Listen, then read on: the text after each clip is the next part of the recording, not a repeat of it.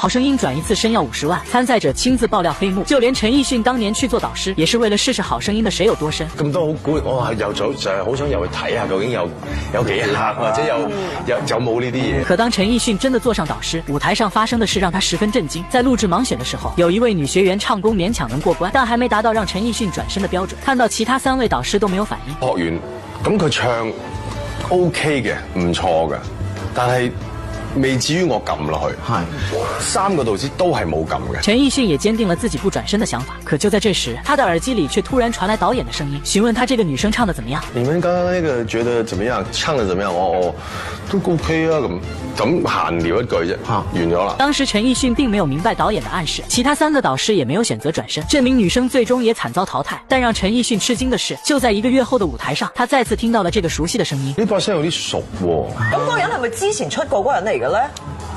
係，我都會懷疑究竟佢點解會有。更離譜的是，這個女生還穿着同一件衣服，做着和上一場同樣的造型。嗰套衫，但係我齋聽啫，唔係個個聽到，可能劉款真係聽唔到咯。係，咁有冇問翻佢第二隻歌啊？佢咪撳咗佢。正當陳奕迅覺得這個聲音耳熟時，耳邊再次傳來導演的聲音，而這一次對方也毫不掩飾，直接明目張膽地要求陳奕迅和那英趕緊按下按鈕轉身。個導演係有叫我同那英話按一下。在陳奕迅看來，導演此番內部操作對其他選手十分不公，而一向堅守原則的他，並沒有向資本低頭，仍舊固執己見地堅持自己的決定。後來陳奕迅才反應過來，導演讓他轉身的目的，就是為了放大節目效果。幾名導師同時爭搶1名學員，好聲音才有看頭。即係我諗嗱，因為佢係劉歡撳咗先，佢就叫我撳，咁我話真係唔得。後來陳奕迅找到導演，詢問他是不是和這名女選手認識，而導演卻只回了一句不忍心埋沒人才，就將這件事息事寧人。可陳奕迅卻不以為然。個女仔咧係OK 嘅，即係外形上。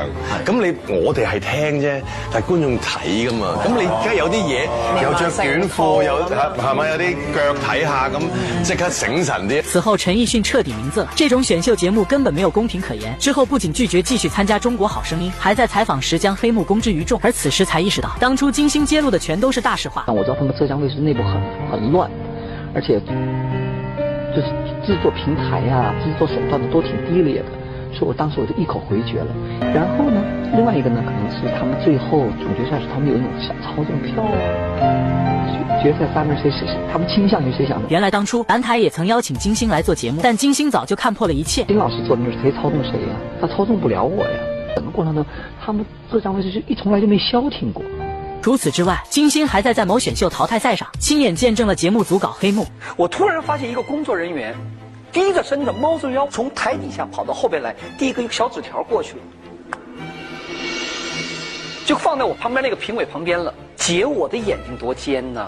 我眼這麼一掃，呵，只見紙條上用碩大的字寫的選某某某。就連李玟都用藏頭詩發文吐槽，並當場發飆挑戰整個節目組的。瞎的，大家都在看。导演认为游戏规则为什么73分的有第2次机会，88.3的没有第2次机会？导演可以解釋一下嗎？這個公道嗎？你不說，所有人都會說。估計也只有中國好聲音能做到。